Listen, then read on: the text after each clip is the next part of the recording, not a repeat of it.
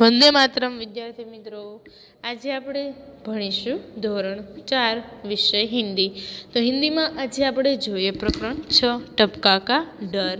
એટલે કે ટપકા કા ડર વિશે આપણે આજે અહીંયા ભણીશું। એટલે કે ટપકાનો ડર શું છે? તો બાળ મિત્રો, આપણે અહીંયા જોઈએ સૌથી પહેલા પ્રસ્તાવના। इस कहानी में गरीबी और कष्ट से जूझती बुढ़िया की कथा है। झोपड़ी का टपकता छप्पर उसे और भी संकट में डाल देता है। इस कहानी એટલે કે આ કહાનીમાં ગરીબી એટલે કે જે વધારે પડતા ગરીબ હોય તે ઓર એટલે કે અને કષ્ટ સે ઝૂંઝતી બુઢિયા એટલે કે જે કષ્ટી પડે છે, ઝૂંઝતી બુઢિયા એટલે કે તે કષ્ટીથી ઝૂંઝવાઈ રહેલી બુઢિયા એટલે કે જે વૃદ્ધ ઉંમરની સ્ત્રી હોય તે સ્ત્રીની की कथा है એટલે કે તે સ્ત્રીની કથા છે। એટલે કે અહીંયા એક ગરીબ અને કષ્ટ ભોગવતી એક વૃદ્ધ ઉંમરની સ્ત્રીની કથા છે। झोपड़ी का टपकता छप्पर उसे और भी संकट में डाल देता है। झोपड़ी એટલે કે ઝૂંપડી का टपकता छप्पर એટલે કે તેની ઉપર જે ટપકતું પાણી છે, છપ્પર એટલે કે છાપરાની ઉપર ટપકતું પાણી એને વધારે સંકટમાં डाल देता है એટલે કે સંકટમાં નાખી દે છે। वह मन ही मन झुंझला रही है એટલે કે તે મનમાં ને મનમાં डरी रही છે। बरसात से परेशान एक बाघ बुढ़िया की झोपड़ी के पास आकर बैठ जाता है। बरसात એટલે કે વરસાદથી પરેશાન એક વાઘ બુઢિયા की झोपड़ी એટલે કે આ સ્ત્રીના ઘરની પાસે એટલે કે આ વૃદ્ધ ઉંમરના સ્ત્રીની ઘરની બાજુમાં આવી અને બેસી જાય છે। बुढ़िया की बातें सुनकर अनजान भय से वह घबरा उठता है એટલે કે બુઢિયા કી એટલે કે આ ઉંમર વધારે પડતી ઉંમરની સ્ત્રી છે તેની વાત સાંભળીને અંજાન ભય છે એટલે કે જે ભયની તેને ખબર જ નથી તેને કહેવાય અંજાન ભય, બરાબર। તો એ અંજાન છે ભયથી એટલે કે તેને એ વાતની કોઈ જાણ નથી કે એનો સમય છે એ ખૂબ ભયાનક છે, કારણ કે અંજાન ભય હતો। ये वजह से घबरा उठता है और भाग जाता है, बराबर। तो बुढ़िया की बातें सुनकर अनजान भय से वह घबरा उठता है और भाग जाता है, बराबर। तो कौन? तो के भाग છે વાઘ એ આ વધારે પડતી ઉંમરની સ્ત્રીની વાત સાંભળી અને ભાગી જાય છે। तो बाल मित्रों, सरस मजानी कहानी જોઈએ। बरसात का दिन था, चारों ओर पानी बरस रहा था એટલે કે વરસાદનો દિવસ હતો એટલે કે ચોમાસું હશે। તો ચોમાસાના દિવસો હતા, ચારો ઓર પાनी बरस रहा था એટલે કે બધી જ બાજુ, ચારે બાજુ એટલે કે એની ચારે ચાર બાજુ પાણી જ પાણી હતું। जंगल में बुढ़िया का घर भीग रहा था। જંગલમાં બુઢિયા એટલે કે આ વૃદ્ધ ઉંમરની સ્ત્રી છે તેનું ઘર ભીગ રહ્યા હતા એટલે કે પાણીથી પલ્લી રહ્યું હતું। જલ્દી ही बुढ़िया का घर टपकने लगा એટલે કે જલ્દી એનું જે ઘર છે એ પાણીવાળું થવાથી તેમાંથી ટીપા ટીપા પાણી પણ આવવા લાગ્યા। બુઢિયા પરેશાન हो उठी એટલે કે આ જે વૃદ્ધ ઉંમરની સ્ત્રી છે એ પરેશાન થઈ ગઈ। પરંતુ કરતી भी क्या, પણ તે કરે તો શું કરે? છપ્પર કો છાયે કોણ? છપ્પર એટલે કે ઉપરનું જે છાપરું હોય છે, ઘરની ઉપરનું છાપરું, છાયે કોણ એટલે કે તેને છાંદે કોણ? થોડી देर में ओले भी पड़ने लगे। थोड़ी देर में એટલે કે થોડી વારમાં ઓલે भी पड़ने लगे। ઓલે એટલે કે જે મોટા મોટા આપણે કરા કહીએ છીએ તે કરા પણ પડવા લાગ્યા। બેર બરાબર ઓલે એટલે કે બેર એટલે કે બોર, બોર જેવડા ઓલા એટલે કે બોર જેવડા કરા પડવા લાગ્યા।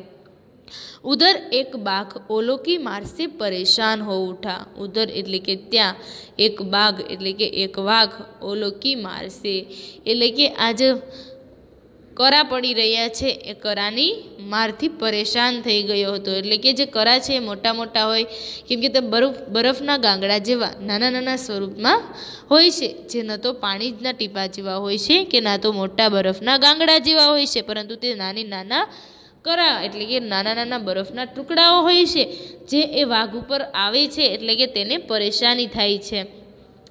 તો તે ઓલો કી માર સે પરેશાન હુટા એટલે કે તે એ કરાના લીધેથી પરેશાન થઈ જાય છે। કૂદતે ફાદતે વહ બુઢિયા કે ઘર કે પાસ પહોંચા એટલે કે કૂદતો અને હાંફતો તે આ સ્ત્રીના ઘરની પાસે પહોંચી ગયો। બુઢિયા અંદર ચાવલ પકા રહી थी। બુઢિયા એટલે કે આ વૃદ્ધ ઉંમરની જે સ્ત્રી છે અંદર એટલે કે જે એનું ઘર છે પાણીથી ટપકી રહ્યું હતું ત્યાં તે ચાવલ પકા રહી थी। ચાવલ એટલે કે ચોખા, તો એ ચોખાને પકવી રહી હતી જેને આપણે કહીએ ભાત, બરાબર। તો એ ભાત છે ચાવલ એટલે કે તે ચોખા પકવી રહી હતી। ચૂલ્હે પર પાણી ટપક એટલે કે ચૂલાની અંદર પાણી ટપક રહા થા ટપ ટપ, એટલે કે ચૂલાની ઉપર પાણી છે ટપ ટપ વરસી રહ્યું હતું. વહ ઝુંઝલા ઉઠી ઓર બોલી, એટલે કે તેને ગુસ્સો આવ્યો અને તે ગુસ્સામાં બોલી બેઠી છે કે મુझे टपका से इतना डर लगता है जितना बाघ से भी नहीं. અને કહે છે કે મુझे એટલે કે મને, ટપકા સે એટલે કે ટપકાથી, ઇતના ડર લગતા હૈ એટલે કે એનાથી એટલો ડર લાગે છે કે જીતના બાઘ સે ભી નહીં, એટલે કે જેટલો ડર મને વાઘથી પણ નથી લાગતો એટલો ડર મને આ ટપકાથી લાગે છે. તો બાઘને સોચા, હવે આ બધું વાત કોણ સાંભળે છે? તો ઘરની પાસે એ વાઘ આવેલો હોય છે. તો બાઘને સોચા એટલે કે આ વાઘે વિચાર્યું, બુઢિયા મુझसे તો નહીં ડરતી મગર ટપકા સે ડરતી હે, એટલે કે બુઢિયા જે સ્ત્રી છે એ મારાથી તો ડરતી નથી, મગર એટલે કે પરંતુ આ ટપકાથી ડરે છે. જરૂર ટપકા મુझसे भी बड़ा जानवर होगा. હવે તે વિચારે છે કે જરૂર આ જે ટપકા નામનું પ્રાણી છે એ મારાથી પણ મોટું જાનવર હશે. બસ इतना सोचते ही बाघ घबराया और सिर पर पैर रखकर भाग गया. એટલે કે બસ એટલું જ વિચારતા વાઘ છે એ ગભરાઈ જાય છે, એટલે કે એકદમ મૂંઝાઈ જાય છે અને ઊભી પૂંછડીએ દોડે છે, એટલે કે સિર પર પેર રખકર ભાગ ગયા, એટલે કે એટલો ઝડપથી દોડે છે કે તેના પગ તેના માથાને આંબતા હોય તેવું લાગે છે, એટલે કે સિર પર પેર રખકર ભાગ ગયા, એટલે કે ખૂબ જ તેજ ગતિથી ભાગ્યો જાય છે. હવે જોઈએ શબ્દાર્થ. પરેશાન, તો પરેશાન એટલે કે હેરાન. छप्पर, छप्पर कोने कहवाय तो छत, જેને घास फूस व लकड़ी से बनी होती है उसे बोलते हैं छप्पर. ओले, ओले એટલે કે ગુજ અથવા કરા, બરાબર, જેને આપણે કરા કહીએ છીએ. બેર, બેર એટલે કે ગુજ, એટલે કે ગુજરાતીમાં કહેવાય બોર, જે આપણે બોર ખાઈએ તે. ઝુંઝલા ઉઠના, મુહાવરે. તો ઝુંઝલા ઉઠના એટલે શું? ઝુંઝલા ઉઠના એટલે કે ક્રોધિત હોના, બરાબર. વધારે પડતો જ્યારે ગુસ્સો આવે એટલે કે ઝુંઝલા ઉઠના એટલે કે ગુસ્સો આવી જાય, જે ગુસ્સામાં આપણે કંઈ પણ બોલીએ એટલે કે ઝુંઝલા ઉઠના એટલે કે ક્રોધિત હોના. સિર પર પેર રખકર ભાગના, સિર પર એટલે કે માથા ઉપર પગ રાખીને ભાગવું, એટલે શું થાય? તો સિર પર પેર રખકર ભાગના એટલે થશે તેજ ગતિ સે ભાગના. હવે જોઈએ અભ્યાસ. પ્રશ્ન એક આપેલું છે, નિમ્નલિખિત પ્રશ્નો કે ઉત્તર દીजिए. સૌથી પહેલું આપેલું છે તુમારે ગાંવ મેં કેસે કેસે ઘર હે. તો બાળ મિત્રો, આપણા ગામમાં એટલે કે આપણા ગામડે કેવા કેવા ઘર હોય છે? તો આપણે ત્યાં ઘાસ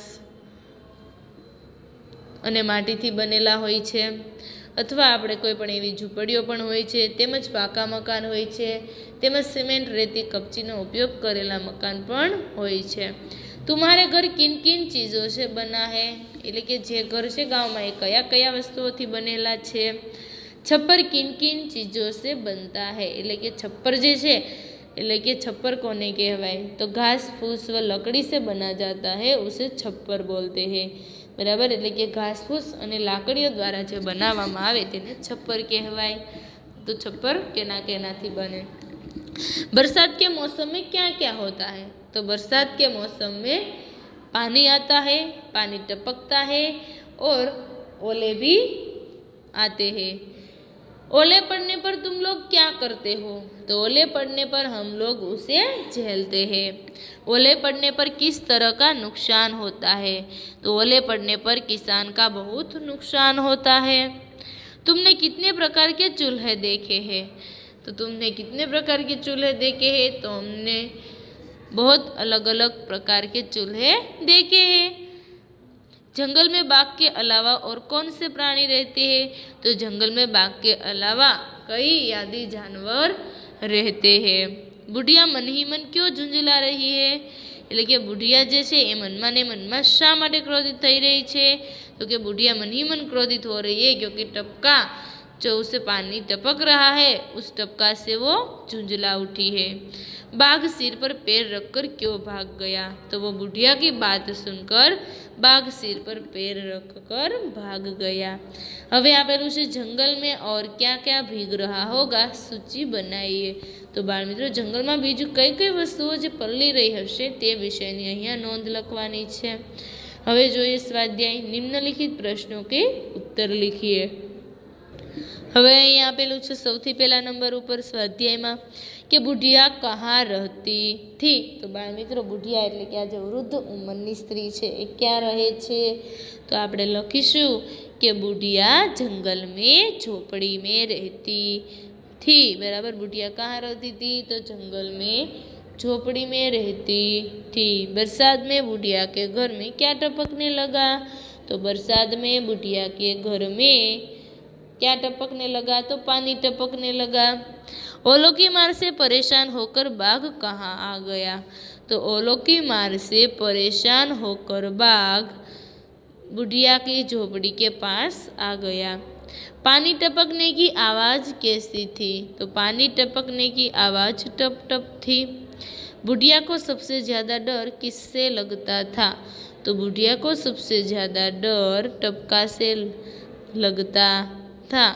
बुढ़िया की बात सुनकर बाघ ने क्या किया? तो बुढ़िया की बात सुनकर बाघ ने सिर पर पैर रखकर भाग गया। પછી જોઈએ પ્રશ્ન નંબર 2, निम्नलिखित में से प्रत्येक के बारे में 5-7 वाक्य लिखिए। तो અહીંયા આપેલું છે निम्नलिखित में से प्रत्येक के बारे में એટલે કે પ્રત્યેક એટલે કે બધાના વિશે 5 થી 7 વાક્યો લખો।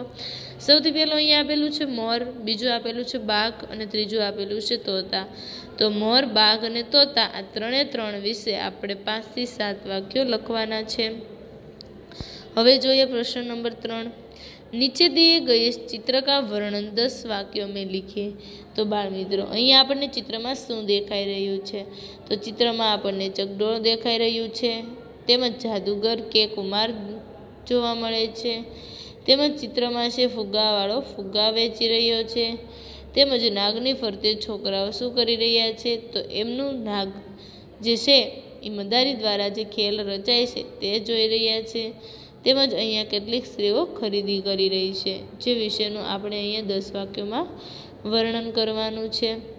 હવે જોઈએ પ્રશ્ન નંબર 4, નીચે દિए गए चित्र के आधार पर कहानी लिखिए।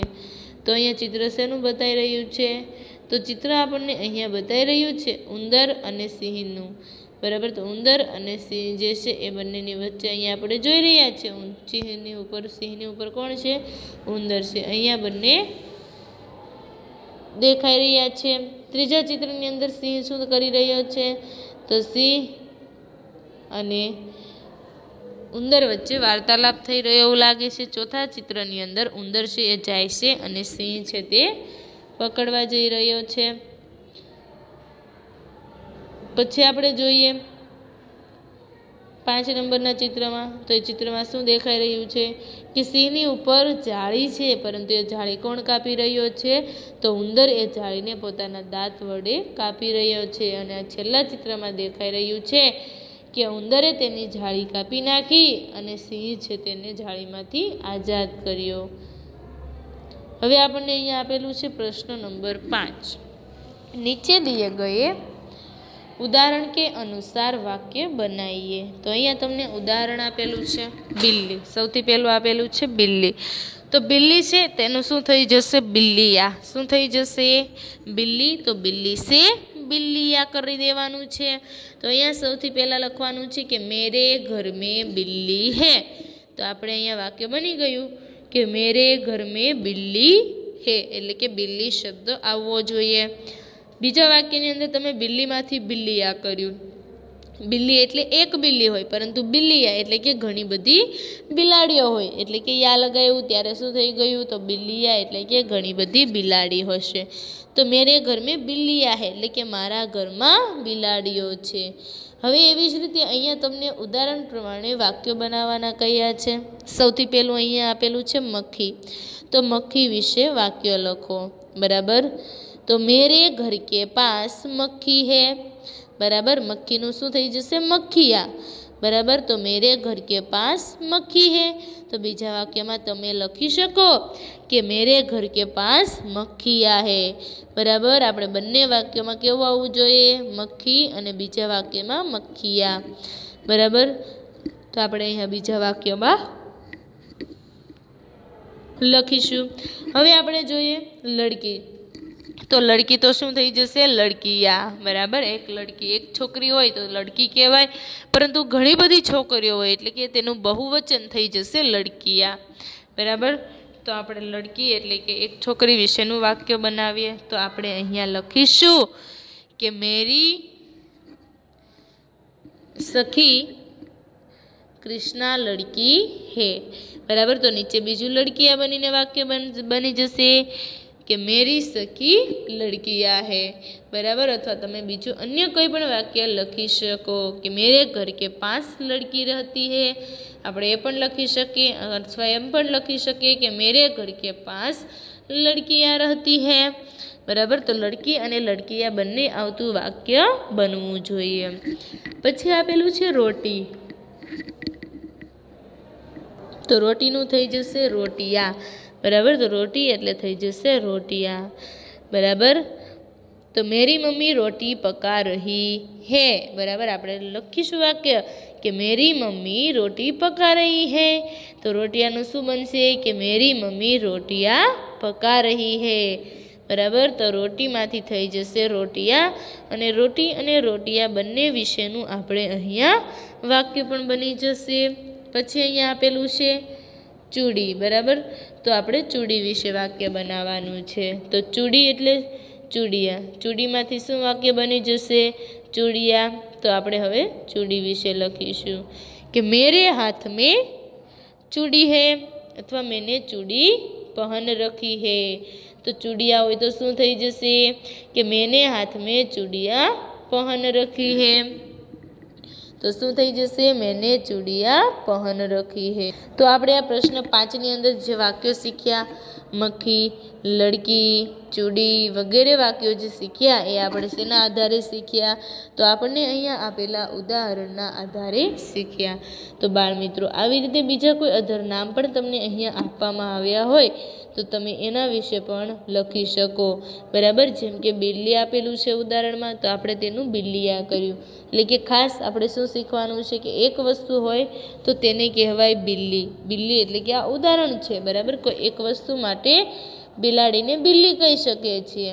તો વધારે પડતી બિલાડી હોય ત્યારે શું થઈ જશે બિલ્લિયા। શું કહેવાય બિલ્લિયા એટલે કે એક વચનમાંથી बहुवचन कर्युं कहेवाय।